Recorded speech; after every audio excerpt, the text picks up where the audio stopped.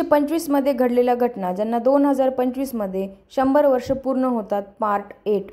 भारतीय अध्यक्ष व्हाईसरॉयला धडकी भरणारे विठ्ठलभाई पटेल. सरदार वल्लभभाई पटेल यांचे ते थोरले बंधू होते. 1925 ही त्यांची निवडणुकीचे वर्ष होते. ते सेंट्रल लेजिस्लेटिव्ह असेंब्ली म्हणजे केंद्रीय कायदे मंडळाचे पहिले भारतीय अध्यक्ष म्हणून निवडून आले. ते स्वराज्य पक्षाचे संस्थापक सदस्यही होते. अध्यक्ष झाल्यावर त्यांनी स्वराज्य पक्षाचा राजीनामा दिला जेणेकरून ते पद पूर्णपणे तटस्थ राहील.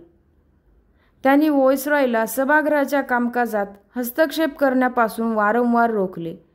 कायदे मंडळाच्या कामकाजावर अध्यक्षाचे पूर्ण नियंत्रण असावे यासाठी ते लढले. कायदे मंडळाच्या सुरक्षेसाठी लागणाऱ्या निधीवर अध्यक्षाचा हक्क प्रस्थापित केला. त्यांचा होम रूल लीगमध्ये सक्रिय सहभाग होता. असहकार आंदोलनासाठी त्यांनी स्वतःची वकिली सोडून दिली.